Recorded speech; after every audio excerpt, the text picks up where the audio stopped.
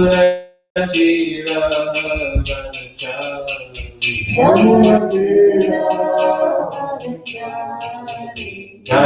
Radha Radha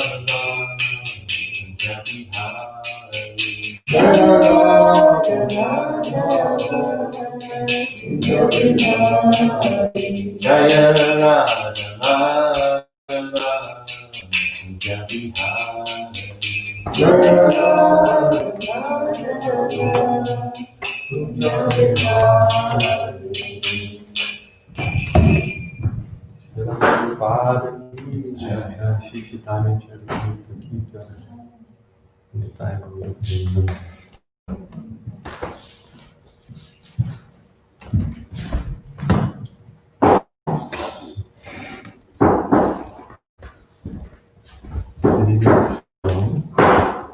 Srila Prabhupada Lilamrita Volume 5. Let it be a temple.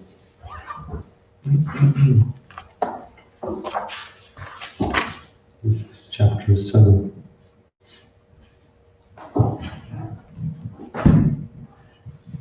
Although the afternoons were warm in Vrindavan, the early mornings were chilly. Dressed in a sweater, a wool chador, and a fuzzy wool cap that bottomed under his chin, Prabhupada led his disciples on a pre-dawn walk along Chetika Road, with the ISKCON leaders and sannyasis staying close to catch his words. He walked and talked in Vrindavan. His walks were so long that most of the devotees became tired, and some joked that Prabhupada was going to walk all the way back to Delhi. When the sun rose, gradually the air would begin to warm. Some of the devotees had expected that in Vrindavan, Prabhupada would talk more about the places of Krishna's pastimes and about Krishna and the gopis, and that Prabhupada himself would want to see the places of Krishna's pastimes. But Prabhupada seemed far more concerned to hear of the preaching of his disciples or to discuss the construction of Krishna Balaram Mandir. Often when devotees raised the topic of Vrindavan, Prabhupada would criticize the cheating of certain Vrindavan Babaji and the corruption within Vrindavan. Or he would speak of the special vision required before one could properly see Vrindavan. He said Vrindavan was wherever a pure devotee lived. And he stressed that the devotee's main business was to go out of Vrindavan and preach. As they walked along the road, the main traffic was pedestrians, workers carrying milk on bicycles, or men riding on bullock carts. Only occasionally an automobile would speed by, its horn honking. Almost every person who approached would respectfully greet Prabhupada with Jai Radhe or Hare Krishna, or they would hold up their hands or bow their heads and say Namaste. One young man driving a bicycle rickshaw approached from the opposite direction and just before reaching Prabhupada, stopped his rickshaw, got down, stepped out of his shoes, and prostrated himself on the road. Prabhupada smiled and said, "Very good boy." Prabhupada paused. "This is Vrindavan," he said. The simple habit of the ordinary people in Vrindavan to offer respect to a saintly person was, to Prabhupada, an expression of Vrindavan's essence. Vrindavan was one of the few remaining places in India where even a common man would chant the name of Radharani and Krishna as he passed by on the road. To fully understand this extraordinary phenomenon was to understand Vrindavan. One devotee asked Prabhupada that if so many residents of Vrindavan were fallen souls, then what was the meaning of the statement that to the devotee of Vrindavan was to be liberated? It says in the Krishna book that the devotee said that the people in Vrindavan don't need a spiritual master. Krishna is their spiritual master. Yes, Prabhupada replied, they have an excellent spiritual master, but one may have a spiritual master and not obey him. Then what is his position? So they are fallen who do nonsense things in Vrindavan. But their fortune is also there, that they are born in Vrindavan, but they misuse their fortune.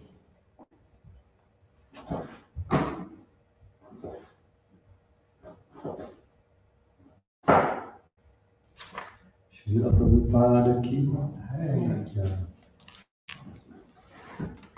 Jaya Jaya Shri Chaitanya Jaya Nityananda Jaya Jaya Shri Chaitanya Jaya Nityananda Jaya Jaya Shri Chaitanya Jaya Nityananda Jaya Jaya Shri Chaitanya Jaya Nityananda Jaya Dvaita Chandra Jaya Gura Bhakta Jaya Chaitanya Jaya Gura Bhakta Jaya Dvaita Chandra Jaya Gora Bhakta Vrinda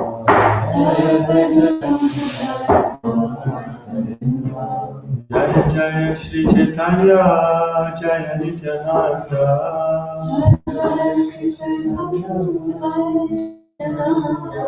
Jaya Dvaita Chandra Jaya Gora Bhakta Vrinda Jaya Chandra Jaya Gora Reading from Charitamrita, Maya Lila, chapter 16, text 176 and 186.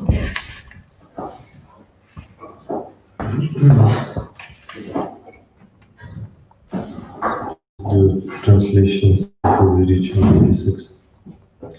After thinking this way, the Mahapatra immediately informed the Muslim secretary, "It is a great fortune for your governor. Let him come visit Sri Chaitanya Mahaprabhu. However, let me make it understood that he should come here without weapons. He may bring with him 5 or 7 servants." The secretary returned to the Muslim governor and informed him of this news. Dressing himself like a Hindu, the Muslim governor then came to see Sri Chaitanya Mahaprabhu. Upon seeing Sri Chaitanya Mahaprabhu from a distant place, the Muslim governor fell to the ground and offered obeisances. Tears came to his eyes, and he was jubilant with ecstatic emotions. Arriving in that way, the Muslim governor was respectfully brought before Sri Chaitanya Mahaprabhu by the Mahapatra. The governor then stood before the Lord with folded hands, and he chanted the holy name of Krishna.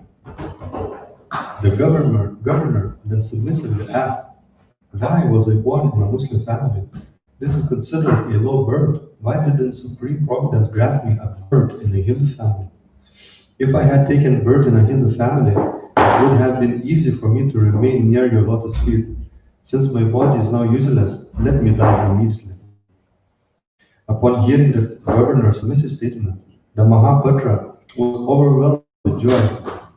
He clasped the lotus feet of Sri Chaitanya Mahaprabhu and began to offer the following prayers. Simply by hearing your holy name, a chandala, the lowest of men, can be purified. Now, this conditioned soul has received your personal interview. It is no wonder that this Muslim governor has attained such results. Simply by seeing you, all this is possible. So we'll do this one together. It's actually a verse from Srimad Bhagavatam.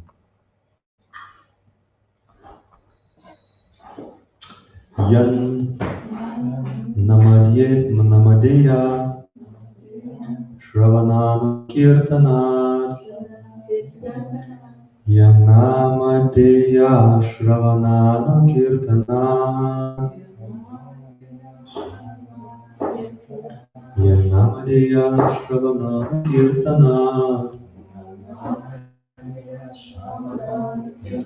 Yat Pranat Yat Smaranat Api Kvachit Yat Pravanad Yat Smaranad Api Kvachit Yat Pravanad Yat Smaranad Api Kvachit Shvado Pi Sadya Savanaya Kalpate Shvadopi Sadya Savanaya Kalpate Shvadopi sadhya savanaya kalpate. Kuta punas te Bhagavan nu darshanat. Kuta punaste Bhagavan nu darshanat. Kuta punaste Bhagavan nu darshanat. Yanamareya Shravananu Kirtanat. Ya Pravanat Yatsmaranat Kvachit. Shvadopi Sadhya Savanaya Kalpate. Kuta punaste Bhagavanu Darshana.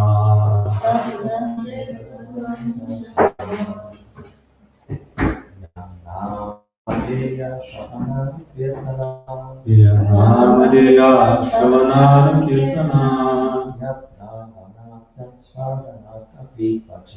Yapravanatya Smaranada Pikvachit. Shvatopi Sadhya Savanaya Kalpate. Kuta punaste Bhagavanu Darshanat. Yanamadeya Shravananu Kirtanat. Yanamadeya Shravananu Kirtanat. Yat Pravanad Yat Smaranadapi Kvachit. Yat Pravanadya Smaranadapi Kvachit. Svadopi Sadhya Savanaya Kalpate. Svadopi Sadhya Savanaya Kalpate.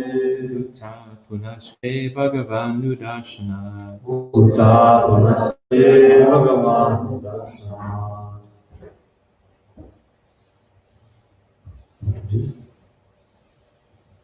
Yanamadeya Shravananu Kirtanat. Yanamadeya Shravananu Kirtanat. Yapravanat Yat Smaranadapi Kvachit. Yapravanadya Smaranadapi Kvachit. Svadopi Satya Samanaya Kalpate. Svadopi Sadhya Savanaya Kalpate.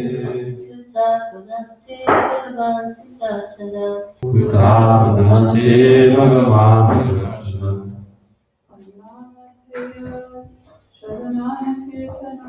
Yanamadeya Shravananu Kirtanat. Yapravanadya Smaranadapi Kvachit. Svadopi Sadhya Savanaya Kalpate. Kuta punaste Bhagavanu Darshanat.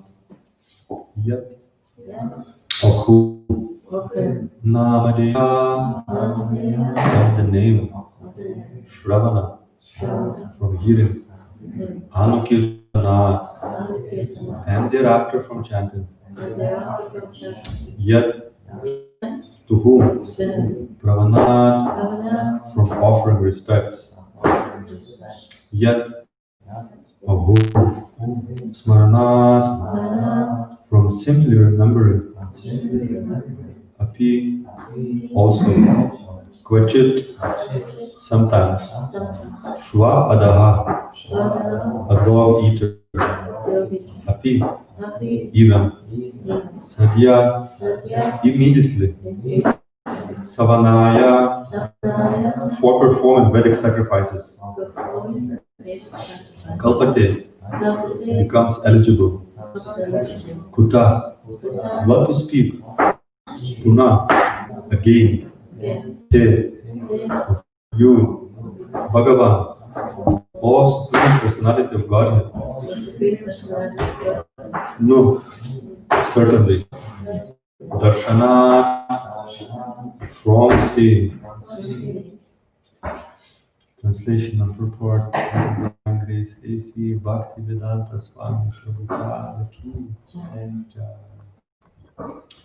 To say nothing of the spiritual advancement of persons who see the Supreme Person face to face, Even a person born in a family of dog eaters becomes immediately eligible to perform Vedic sacrifices if he once utters the holy name or the Supreme Personality of Godhead, or chants about him, hears about his pastimes, offers him obeisances, or even remembers him.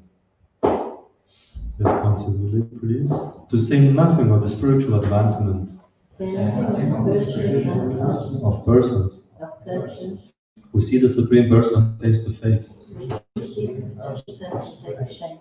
Even a person born in a family of dog eaters becomes immediately eligible to perform Vedic sacrifices if he once utters the holy name of the Supreme Personality of Godhead, or chants about him, hears about his pastimes, offers him obeisances, or even remembers him. Report. This is a quotation from Srimad Bhagavatam, Canto 3, Chapter 33, text number 6. According to this verse, it does not matter what position a person holds. One may be the lowest of the low, a chandala or dog eater, but if he takes to chanting and hearing the holy name of the Lord, he is immediately eligible to perform Vedic sacrifices. This is especially true in this age of Kali. Hare Nama eva kevalam. Kalo nasti eva gatir anyata. Brihadarabhya Purana, chapter 38, number 1 to 6. In this age of quarrel and hypocrisy, the only means of deliverance is the chanting of the holy names of the Lord. There is no other way. There is no other way. There is no other way.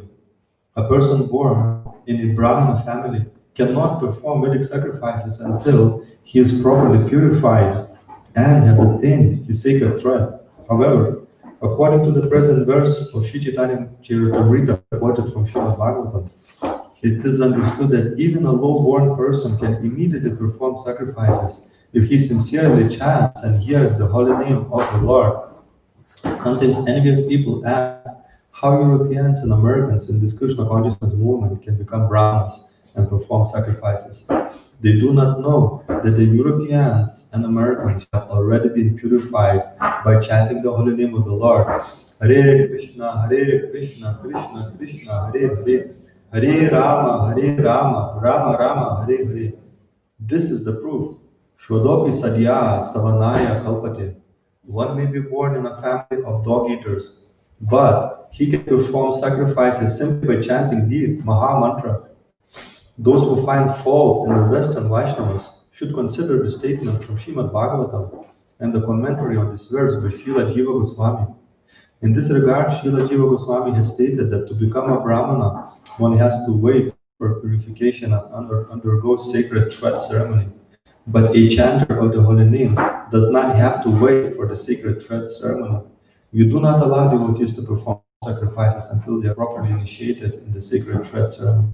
Yet, according to this verse, an offenseless chanter of the holy name is already fit to perform a fire ceremony, even though he is not doubly initiated by the sacred thread ceremony.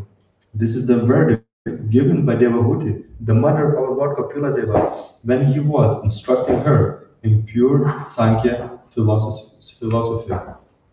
Om Jnanatimirandasya Gyananjana Shalakaya Chakshurunmilitam Yena Tasmai Shri Gurave Namaha Shri Chaitanya Manobishtam Sthapitam Yena Bhutale Swayam Rupa Dadati Svapadantikam Vadeva Shri Guru Shri Vikapada Kamalam Shri Guru Vaishnavamscha Shri Rupam Sagrajatam Sahagana Raghunatam Vitam Sajivam Sadvitam Sabhadutam Parijana Sahitam Krishna Chaitanya Devam Shri Radha Krishna Sahagana Lalita Shri Vishaka Vitamscha He Krishna Karuna Srutina Bando Jagatpati Gopisha Gopika Kanta Radha Kanta Namaste Tata Kanchana Gurangi Radhe Devane Shri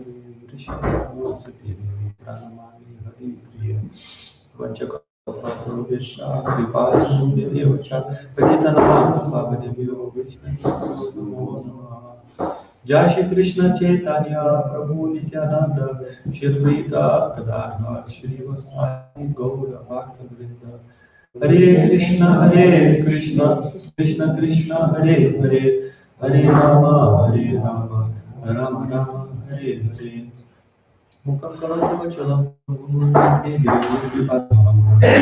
Shri Gurun Dinataranam. With Moses spiritual the blind man can see the stars, the man can cross the mountains, and dumb man can speak everything. I differ of one spiritual obvious and plus one to speak of one spiritual star.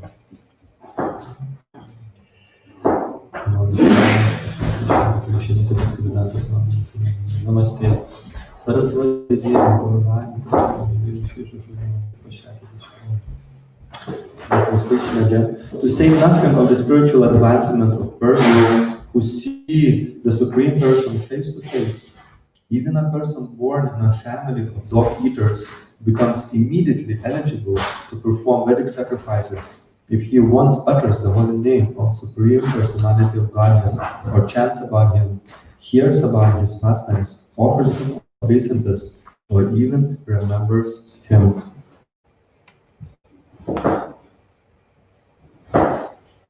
Here we are continuing about the potency of chanting, started last week, and this is a prime example of how this potency acts.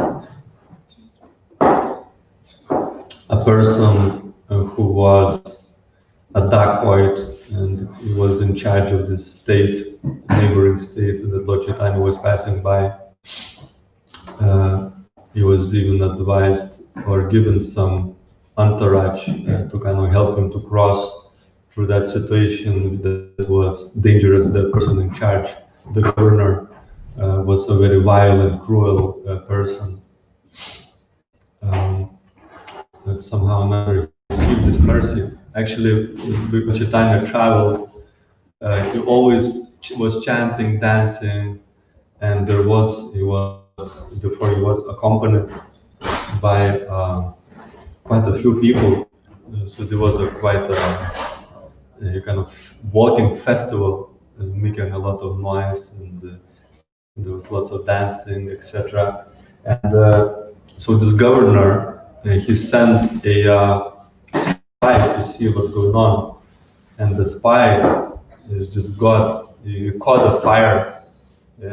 He when he came back to governor, he kind of described what's going on, that he met this amazing person, and he himself was kind of crying and chanting. He couldn't stop chanting.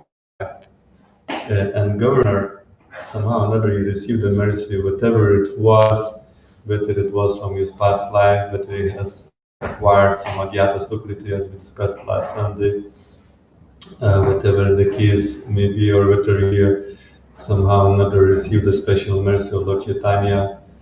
These are various reasons how we can receive this mercy. Generally, it's through Agyata Sukriti, but also it can be by special mercy of pure devotee. One achieves this high position, or by special mercy of the Lord, or combination of a few things. But generally it goes Agyata Sukriti, a non-devotional service, birth after birth, until one reaches the point when one becomes very attracted to this Krishna consciousness movement, attracted to practice devotional service. So you can see a number of people in entourage of this governor received the mercy. The spy, it got touched and heart become transformed. Then there's another person came because there was some devotee was sent by Maharaj Paruja to try to negotiate with that kind of dacoit king for Lord Chaitanya to be able to cross through that state. So that was Mahapatra from Brother Parudra's side. he came and there was this interaction, official interaction. First spy went away, and then he brought some representative of the dark white, and they had some interaction. And even that person got heart transformed. He just got so enlivened, and he received the special mercy. And then he went back to governor. So governor 2 times heard about Lord Chaitanya, and he become like really, really attracted and purified. It's described actually that his mind becomes changed. As we know, that's not very common thing, for to change the mind. What's that saying? A man convinced against his will is the same opinion still. So sometimes we say, yes, yes, but we still remain with the same opinion. So, we cannot change our mind. We're not so willing to change our mind.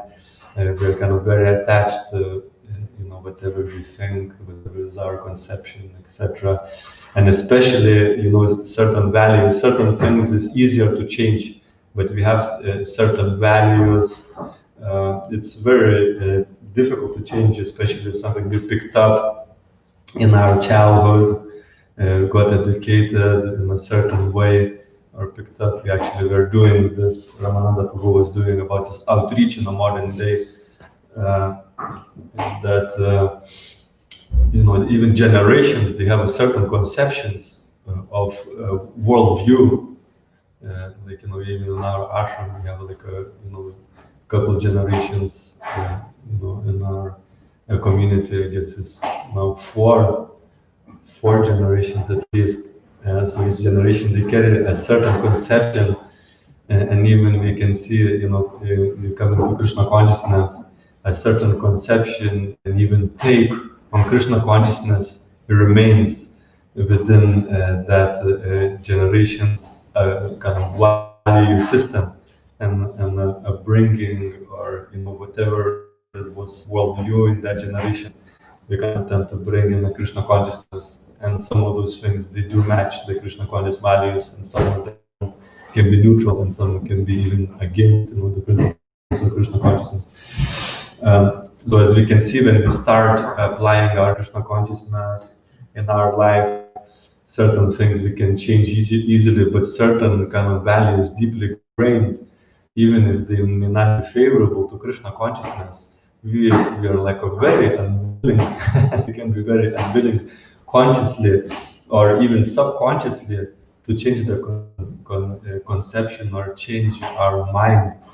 And we may be externally even doing certain things, but internally we are not of the same opinion still, which is somehow another inherited from our upbringing or our culture or whatever. And if it's in line with Krishna consciousness, it's great, then let's encourage it. But if it can be something can be unfavorable to Krishna consciousness, and if you hold on to those things, it can be difficult to make progress. We may be like anchoring ourselves by that same opinion still got inside of us. And especially it's difficult thing. So there is a different types of conflicts that can be there. One type of conflict is over some physical, like a property, items, and that kind of thing. And that kind of conflicts is easy to resolve. If a person needs something or wants something, then by getting that thing, the problem is solved. Maybe somebody likes to pray mridanga or karatalas, and a person is upset. So you give them mridanga, give them karatalas, and the problem is solved.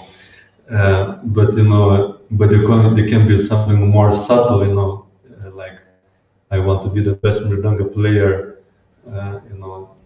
so when another person plays mridanga better than us, so you may become upset and angry, about that person. And when we get to play, that doesn't resolve the conflict because the other person is still a better mridanga player. So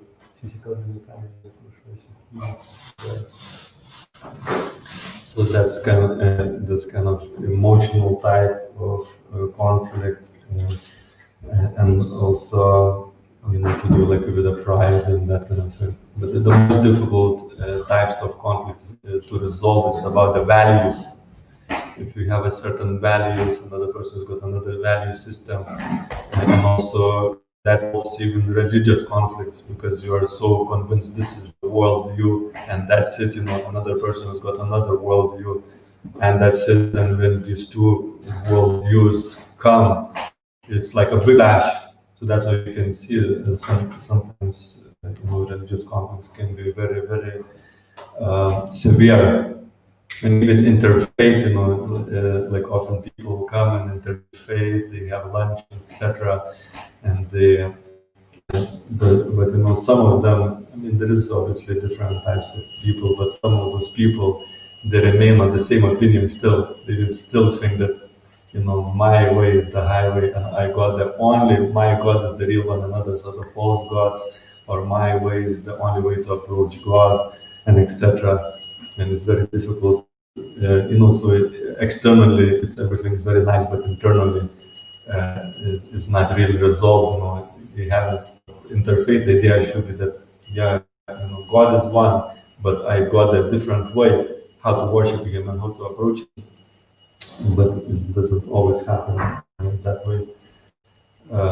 So those kind of conflicts, is most difficult to resolve. The value type of conflict, which includes like a worldview of religion, that people can be carrying completely different worldview, and they sometimes even fail to analyze that often the values they carry are similar, but because you are wearing a different type of dress and different type of different church, your church looks different, so there is those conflicts and opinions that's sometimes almost impossible to resolve, and can be even result in violence or whatever, or similar type of things. And here is a person from different religion altogether, by this potency, hearing about Lord Chaitanya Mahaprabhu, receiving his mercy, his mind becomes changed. They grew up in this completely different worldview, and actually people were to some extent, they were quite well getting along with each other actually under Mongol Empire, which lasted for 700 years. The normal people, ordinary people, they getting along, no problem. There was some clash, among leaders and etc. And people in charge, but generally normal people were getting along. So usually this divide and conquer happens by the leaders because they can then make people do things to achieve certain goals, by the divide and conquer. So anyway, this Muslim governor, by hearing about Lord Chaitanya, not even meeting him, hearing from somebody else who got enlightened and uplifted, his mind becomes changed. Hearing about Chaitanya, and also the hearing about chanting. Not about chanting, but hear the chanting, because that spy, he got so fired up and infected that after he told the story, he started to chant. He couldn't contain himself, and by hearing the chanting, government's mind becomes changed. So this is the phenomenal potency of being receptive. So despite it being like a dark white criminal, etc., that wasn't disqualification for it, but he was receptive somehow or another for Lord Chaitanya's message and the holy name. That his mind is changed. He just opened up. He went through all his value system, upbringing system. He had this open heart. So we also need to be in that mood to receive the holy name of the Lord and the message and the mercy of the Vaishnavas and the mercy of Lord Chaitanya. That we have opportunity to pray every day. We can see him, we can pray to him, and we can receive that mercy by just opening ourselves for submissive hearing. So somehow or another, this government and its entourage, they were open to that submissive hearing, despite of their material disqualifications of being criminals, dacoits, exploiting, robbing people, etc. Despite of all that, they were open to the spiritual message, and their hearts become transformed to the extent that government, you met Lord Chaitanya, he was shedding tears. He received so much mercy, completely becoming purified from his past activities of being a criminal. So this is the potency, and this submissive hearing is such a fundamental thing in our consciousness. The glories of hearing is everywhere in Bhagavad Gita and in Srimad Bhagavatam, repeated again and again and again. So we have to, it's a foundational principle of Krishna consciousness. And if we establish this principle of hearing in our life, and this is how Krishna consciousness starts. In fact, the Bhaktilata Bija is planted. Bhaktilata Bija, Acharyas explained, is the knowledge, the regulations, and the wisdom of devotional service. And this is what it is. So when we hear that knowledge from an advanced or pure devotee, it gets planted in our heart. This Bhaktilata Bija, the seed of pure devotion. This is how it starts, and this is how it gets watered by hearing and chanting. It gets watered until it reaches the perfection, and when it reaches the perfection, the hearing and chanting, it continues. At the stage of perfection, it continues. One cannot stop chanting the names and glories of the Lord. It continues eternally. So it's the means to achieve the perfection, and it is the very perfection. That's why this process is so wonderful, that the very means by which we achieve perfection is also the perfection itself.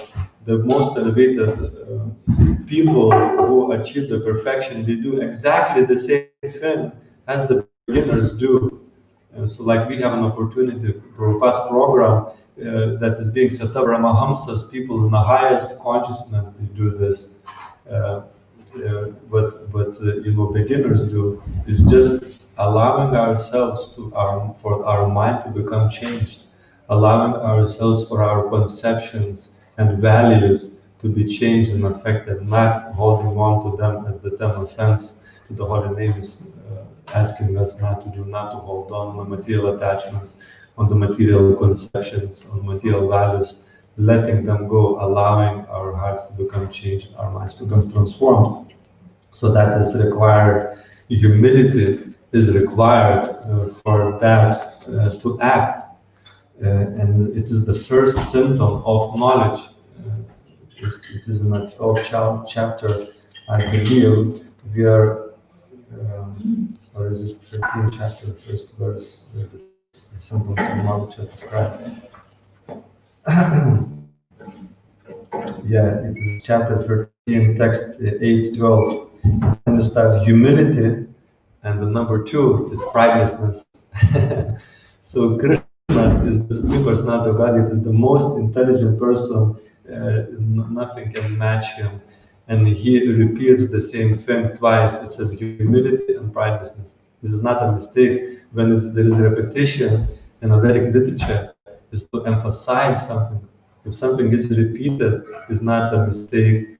It's not like Hare Hare Rama, Eva Kevalam, Yurina Purpur, that in the stage of Kali is one way. There's not some mistake. It's just, if something is repeated in a Vedic literature, is for very strong and powerful emphasis to go through our, cut through our misconceptions, through our misunderstandings, through our pride.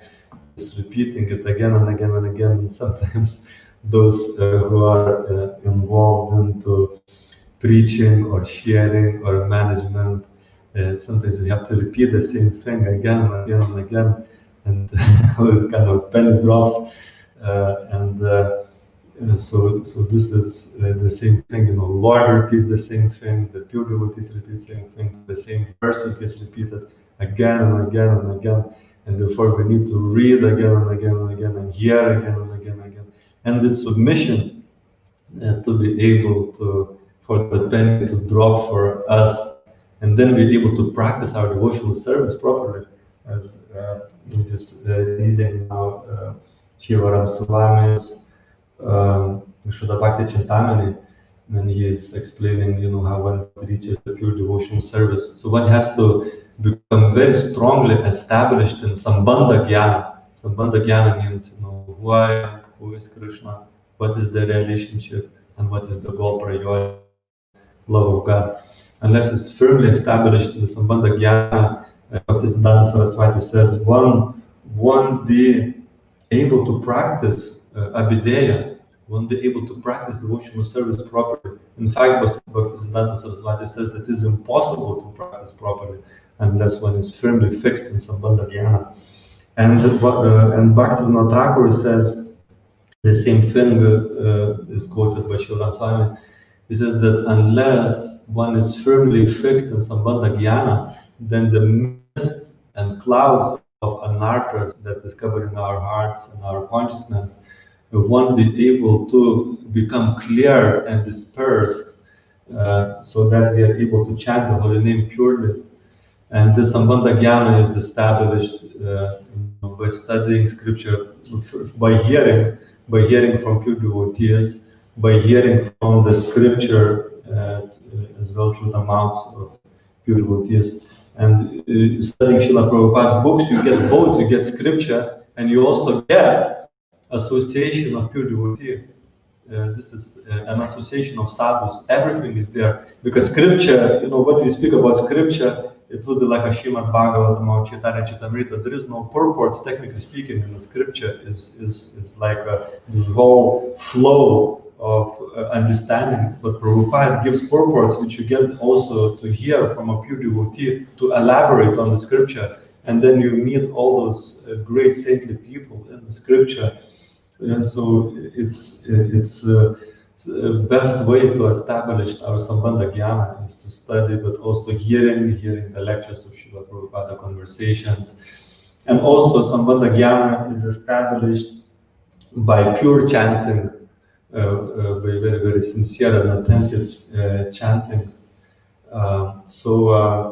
But that's very rare, it's very few people who can do that to establish their Sambandha Jnana. Therefore, the study is very, very important.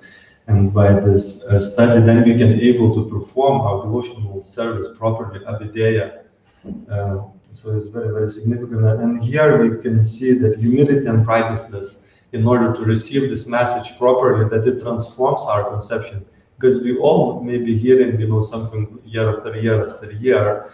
However, there has to be also humility for the conceptions to become changed. Otherwise, we remain of the same opinion still, which can be a mundane conception of unclean heart that is still some anger, envy, greed, and envy remains.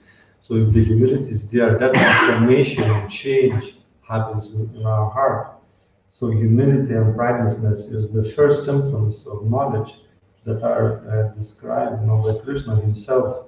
And there is so many other verses, wonderful verses, like chapter 7, text 1, the Supreme Personality of Godhead said, "Now hear, O son of Pritha, how by practicing yoga in full consciousness of me, with mind attached to me, you can know me in full, free from doubt." Krishna encouraged you, hear. Now here, and you become free from doubt, and we also become in full consciousness of Krishna.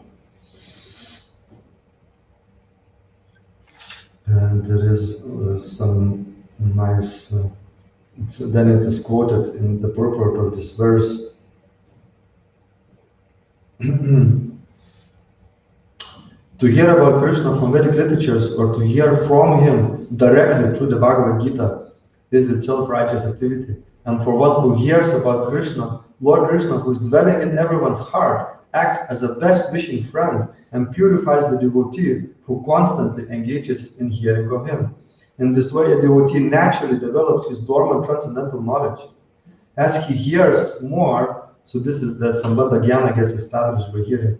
As he hears more about Krishna from the Bhagavatam and from the devotees, he becomes fixed in the devotional service of the Lord. So one reaches Nishta, because the heart becomes purified from anarthas and from this mist of that is covering our consciousness and our hearts.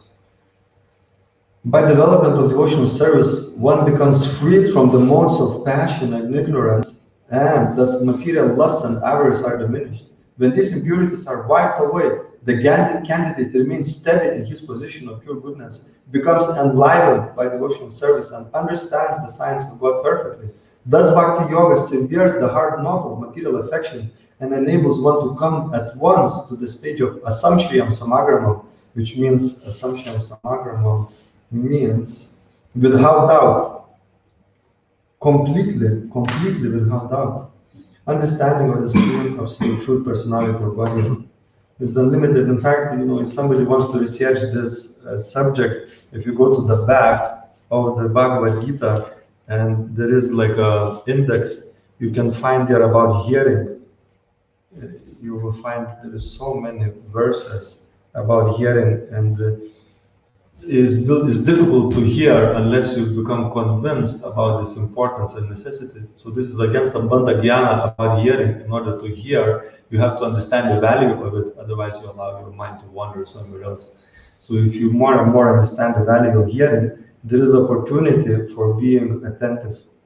So hearing in Krishna consciousness is so many verses about hearing. So one can make a research about this, and then one will be able to take full advantage of hearing, because when you understand value of something, you're very attentive of that thing. And if you don't, you just take it cheaply.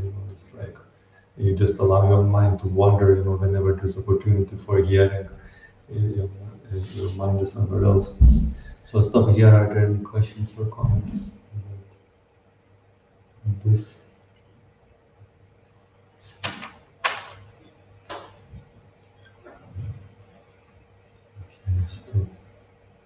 Here. Shri Chaitanya Charitamrita ki jai, Srila Prabhupada ki jai, Nitai Gaura Prema.